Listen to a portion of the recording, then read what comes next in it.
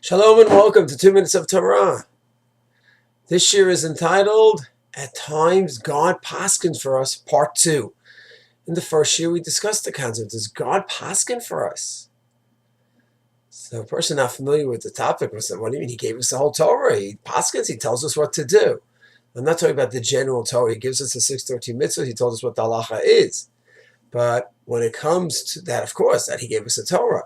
But when issues come up and there's arguments between the great rabbis, does God go ahead paskin? So we have the celebrated Gemara Bava Metzia, where one rabbi proved his side right by saying, if I'm right, the walls of the Beis Medrash should lean over. And they did. And the other rabbi said, we don't accept that. And he said, the river should flow backwards. And that happened. And they said, we don't accept it. The famous Gemara, Lo Bashamayim Hi. God doesn't paskin. God gave us the rules of psak, and we paskin down here. If a Navi comes and says, God told me Allah is this way.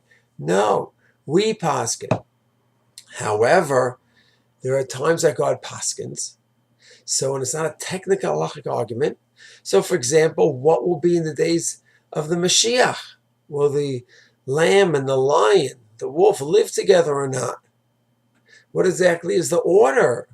Gog, Magog, Mashiach ben Yosef, Mashiach ben... What's going to happen?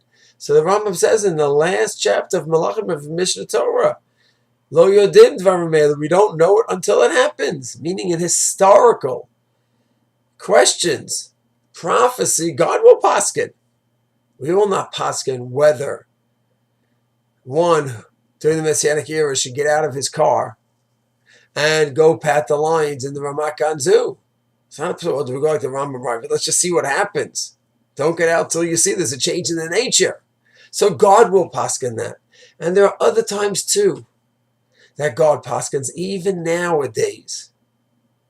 The Rav said in a celebrated lecture he gave 50 years ago in the Mizrahi conferences. He said that in 1900 there was an argument between the Mizrahi and between the Aguda whether we could work together with the non-religious Zionist or not. Rav Reines of the Mizrahi said yes, and the Aguda Rav Rossman said no. So who's right? Do you work or not together? So the Rav says God paskin this as well. And in 1948 God said, this is good. I like this partnership. And I bless this, and against all odds, you will have your state. 47, the UN votes. That's, of course, in the 20s. We first had the Senate Union Conference. They voted on the state, and they gave us this land.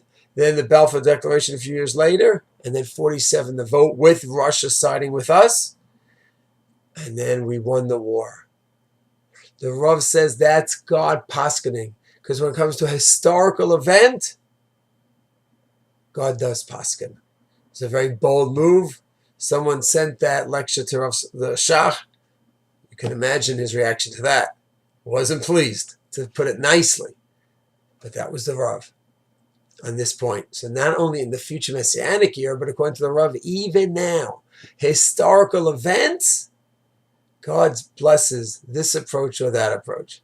It's a big area and a big discussion. Where else do you apply this? Not simple, but that's what the Rav said in this specific case. Shalom.